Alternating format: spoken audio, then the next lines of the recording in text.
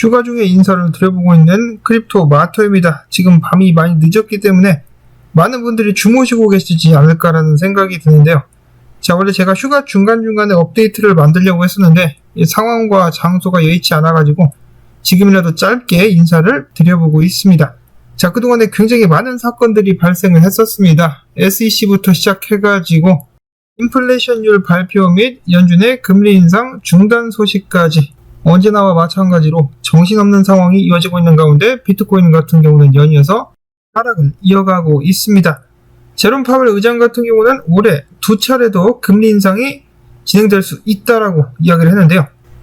반면에 금리 인하 같은 경우는 앞으로 2년 안에는 힘들 것이다. 자, 이런 발언을 하면서 시장을 실망시키기도 했었습니다. 자, 제롬 파월의 매파적인 발언들, 여러분들께서는 어느 정도 신뢰를 하십니까? 개인적으로는 불안해지는 허세가 아닌가라는 생각이 드는데, 이 정도 고금리를 어느 정도 유지할 수 있을 것인가? 늦어도 올해 말 정도까지는 해가지고 금리 인하 이야기가 나오지 않을까요? 미국 증시 같은 경우도 제롬 파웰 의장의 허풍을 믿지 않는 듯 합니다. 지금 열심히 상승을 해주고 있죠. 가파르게 올라가고 있는 가운데 달러는 반대로 강하게 하락 중에 있습니다. 비트코인은 어떻습니까? 반등 할랑말랑 하지만은 희말맹이가 하나도 없습니다. 다리를 후들후들거리면서 25,000달러대 이 회복조차도 힘겨워 보이는 비트코인. 자, 이 모든 것이 게리 겐슬리와 조 바이든의 합작품이다. 제가 과거 영상에서 조 바이든과 게리 겐슬러를 이제 매우 미워하는 듯한 발언을 했을 때 이 둘을 옹호하셨던 분들 어떻습니까? 아직도 게리 겐슬러와 조 바이든이 좋아 보입니까? 근데 뭐 사실 조 바이든 아니었었더라도 SEC 아니었었더라도 충분히 반감기 전에 크게 한번 떨굴 수 있을 것이다 라고 예상을 하긴 했었죠. 저도 그 점에 대해서 주의하시라고 말씀을 드린 적이 있었습니다. 어떤 사람은 26,000달러 아래로 절대로 안 떨어진다라고 하면서 저를 강하게 비난하기도 했었는데 결국은 이런저런 악재가 나오긴 했었습니다만 가격 내려가고 있습니다. 자, 그렇다라고 해가지고 실망을 해야 될까? 아니죠. 저 같은 경우는 떨어지게 된다면 오히려 큰 호재가 될 수 있겠다. 왜냐? 싼 가격에 줍줍을 할 수가 있으니까 라고 말씀을 드렸었던 바가 있습니다. 그래서 항상 하락에 대비를 하고 있었다. 자, 물론 어디까지 떨어질지는 모르겠습니다만은 극단적 공포가 시장을 덮을 때마다 살살살살 주워나가면 되겠죠.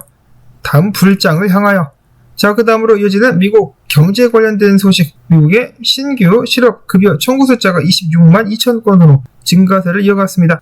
매주마다 직장을 잃는 사람들의 숫자가 늘어나고 있다는 것이죠.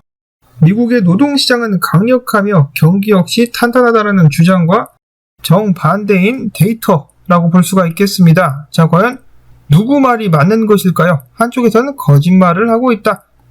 이런 상황 속에서 유로피언 중앙은행 같은 경우는 금리를 지속적으로 올리는 결단을 단행했습니다. 0.25%를 일단 인상을 했으며 추가 인상 가능성을 시사하기도 했다. 한번 끝장을 보자. 잘한다. 올려봐라. 그래서는 서방 국가들의 정면으로 들고 일어서는 브릭스 국가들, 이 중국과 러시아를 주축으로 한 브릭스 국가들의 힘이 강해지고 있습니다. 전 세계 여러 국가들의 호응을 얻고 있는데 이어서 이번에는 이집트 역시 브릭스 네이션에 가입하고 싶다라는 의사를 정식적으로 표명을 했다라고 하고요.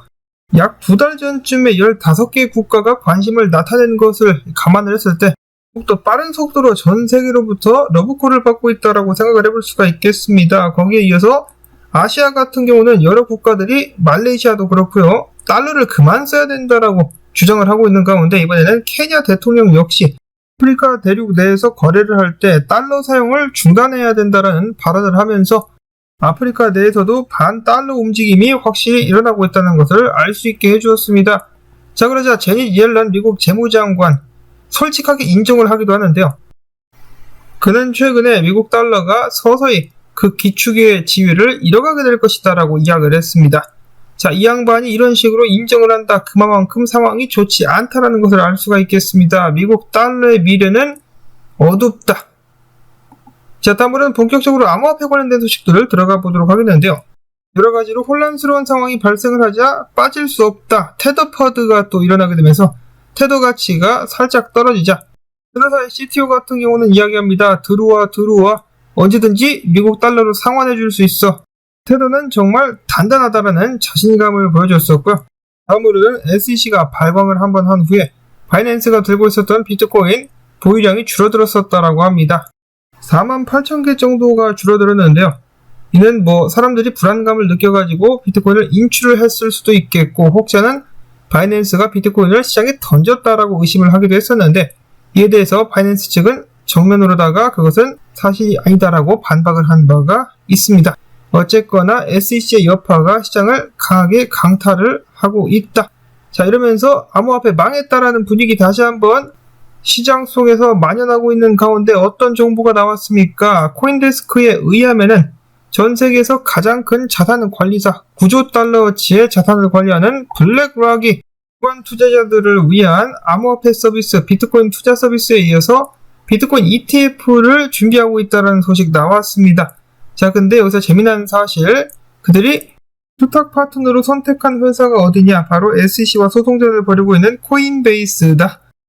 아무리 SEC를 한들 블랙락만큼은 함부로 건드릴 수가 없습니다. 그래서 SEC와 코인베이스 간의 소송전은 무난하게 끝이 나게 되지 않을까라는 예상을 해볼 수가 있겠고, 비트코인 망한다 하지만은 비트코인 조만간에 크게 다시 한번 떡상할 준비가 이루어지고 있다는 것을 유추해 볼 수가 있겠습니다.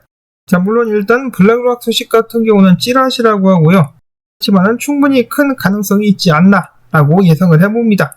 자, 그리고 참고로다가 그들이 선물 ETF를 준비하는지 현물 ETF를 준비하는지는 확실히 밝혀지지는 않은 상황입니다.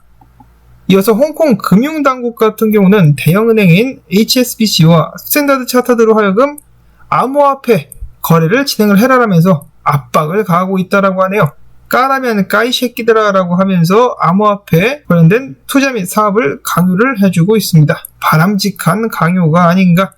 자, 그 다음으로 비트코인 가격이 흔들리고 있는 가운데 특정 거래 같은 경우는 오늘만 해도 비트코인 15,000개를 꾸역꾸역 사 모으면서 보유량 4위까지 등극을 했다라고 합니다. 돈 많은 사람들에게는 지금이 내 집 기회다. 그러면 비트코인 가격은 도대체 언제 오르는 것인가? 반감기가 지나고 나서 오르지 않겠느냐라는 기대감이 나오고 있는 가운데 코인베이스 측에서는 반드시 그렇다라는 보장은 없다라고 이야기를 했습니다. 일단 반감기가 3번밖에 아직까지 이루어지지 않은 상황 속에서 데이터가 부족하다라는 것이죠. 자, 물론 반감기가 딱 발생을 하고 나서 가격이 바로 튀어오르지 않을 가능성은 많이 있습니다. 자, 그럼에도 불구하고 결국은 불장은 시작되기 마련이다. 그 시기가 어느 정도가 될 것인가를 잘 한번 맞춰봐야 될 것 같은데요. 이것에 관련해가지고 제가 영상 2개를 만든 적이 있습니다. 참고가 되실 수 있기를 바라고요. 자, 그 다음으로는 비트코인 반등하는데 어려움을 겪고 있는 가운데 바이낸스에서 현물 매수가 좀 보여지고 있다라고 하네요. 지금부터 증시 따라가지고 좀 오를 수 있을 것인가. 트레이더 SG 분석가 같은 경우는 일단 25,397달러까지 반등했다가 추가적인 하락이 나올 수 있지 않겠느냐. 저항을 한번 때리고 추가적으로 떨어지겠다라고 이야기를 하는 것인데요.